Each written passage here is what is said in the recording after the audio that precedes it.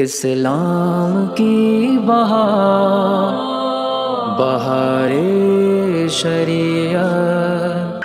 السلام علیکم ناظرین اکرام، امید ہے آپ سب خیر و عافیت کے ساتھ ہوں گے۔ ہم آپ کا نعمان بن ثابت اکیڈمی میں استقبال کرتے ہیں۔ جیسا کہ ہم پچھلی ویڈیوز میں نبوت کے متعلق عقائد کو سمجھ رہے تھے، سن رہے تھے، تو چلیے ان کا سلسلہ اور آگے بڑھاتے ہیں۔ اور آگے فرماتے ہیں، نبی سے جو بات خلاف عادت قبل نبوت ظاہر ہو، یعنی کہ نبوت کے ظاہر کرنے سے پہلے، یعنی نبوت کا اعلان کرنے سے پہلے نبی سے جو بات خلاف عادت یعنی عادت کے خلاف ظاہر ہو، اس کو ارحاد کہتے ہیں۔ اور ولی سے جو ایسی بات صادر ہو، اس کو کرامت کہتے ہیں۔ اور عام مومنین سے جو صادر ہو، یعنی کہ ہم تم بندوں میں سے کسی عام مومنین سے جو صادر ہو، اسے معونت کہتے ہیں۔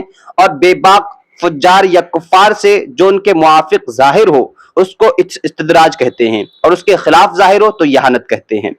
انبیاء علیہ السلام اپنی اپنی قبروں میں اسی طرح بحیات حقیقی ہیں جیسے دنیا میں تھے، کھاتے پیتے ہیں، جہاں چاہیں آتے جاتے ہیں۔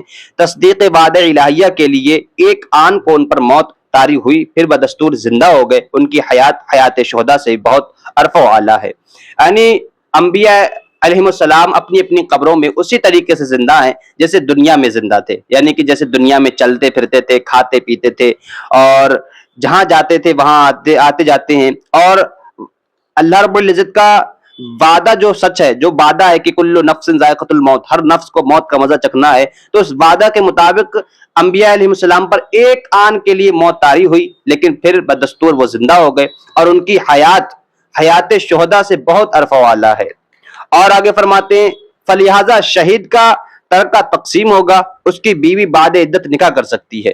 یعنی کہ جو انبیاء علیہ السلام ہیں، ان کی حیات شہداء سے بہت عرف و اعلیٰ ہے، اس لیے کہ شہید کا جو ترکہ ہوتا ہے وہ تقسیم ہوتا ہے، اور شہید کی جو بیوی ہوتی ہے وہ عدت کے بعد نکاح کر سکتی ہے، بخلاف انبیاء کے وہاں یہ جائز نہیں ہے۔ یعنی کہ نبی کی بیویوں کو یہ جائز نہیں ہے کہ وہ بعد عدت کے کسی سے نکاح کر سکیں، اس لیے کہ وہ ہماری مائیں ہیں، اور ماں اپنے بیٹوں سے، اپنی اولاد سے کبھی نکاح نہیں کر سکتی، تو اسی لیے وہ ہماری مائیں ہیں، اور ان سے نکاح نہیں ہو سکتا، نہ وہ نکاح کر سکتی ہیں، اور نہ انبیاء کا جو ترکہ ہوتا ہے وہ تقسیم ہوتا ہے۔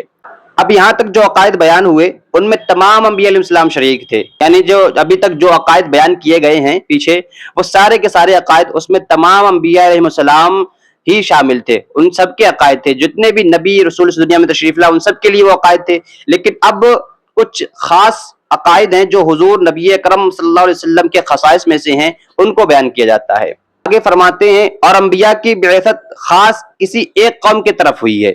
حضور اکبر صلی اللہ علیہ وسلم تمام مخلوق، انسان و جن، بلکہ ملائکہ، حیوانات، جمادات سب کی طرف مبعوث ہوئے۔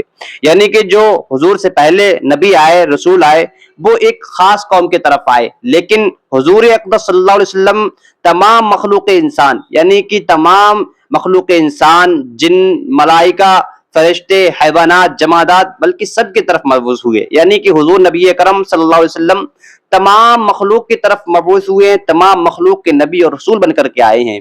اور آگے فرماتے ہیں، جس طرح انسان کے ذمے حضور کی اطاعت فرض ہے، یعنی حضور نبی اکرم صلی اللہ علیہ وسلم کی اطاعت، ان کی فرمانبرداری کرنا ہمارے اوپر فرض ہے، یوں ہی ہر مخلوق پر حضور کی فرمانبرداری ضروری ہے۔ یعنی کہ جس طرح ہم انسانوں پر فرض ہے، اسی طریقے سے جانوروں پر، دیگر جمادات پر، حیوانات پر، چرند و پرند، جن و ملائکہ سب پر فرض ہے۔ اور حضور اقدس صلی اللہ علیہ وسلم ملائکہ، انس و جن اور حور و غلمان، حیوانات و جمادات، غرض تمام عالم کے لیے رحمت ہے، اور مسلمانوں پر تو نہایت ہی مہربان ہے۔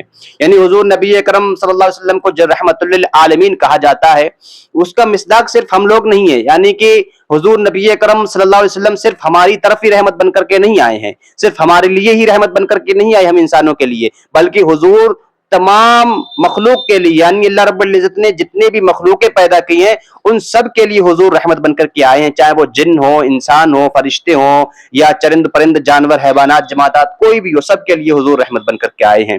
اور فرماتے ہیں، حضور خاتم النبیین ہے، یعنی اللہ عز و جل نے سلسلہ نبوت حضور پر ختم کر دیا۔ خاتم النبیین کا مطلب یہ ہے کہ حضور پر اللہ رب العزت نے سلسلہ نبوت ختم کر دیا، یعنی کہ اب حضور کے بعد کوئی نبی نہیں آ سکتا، کہ حضور علیہ السلام کے زمانے میں یا بعد کوئی نیا نبی نہیں ہو سکتا۔ جو حضور علیہ السلام کے زمانے میں یا حضور علیہ السلام کے بعد کسی کو نبوت ملنا مانے یا جائز جانے کافر ہے. یعنی کہ اب حضور نبی اکرم صلی اللہ علیہ وسلم 1400 سال گزر جانے کے بعد اب اگر کوئی یہ کہے کہ میں نبی ہوں، میں نیا نبی ہوں، اللہ نے مجھ پر نبوت کو جاری رکھا ہے، اب مجھے نبوت عطا فرمائی ہے، تو وہ کافر ہے. اور فرماتے ہیں کہ حضور افضل جمی مخلوق الہی ہیں، کہ اوروں کو فردن فردن جو کمالات عطا ہوئے حضور علیہ السلام میں وہ سب جمع کر دیے گئے. امید ہے آپ کو یہ ویڈیو اچھی لگی ہوگی اور آپ کو یہ سمجھ میں آیا ہوگا.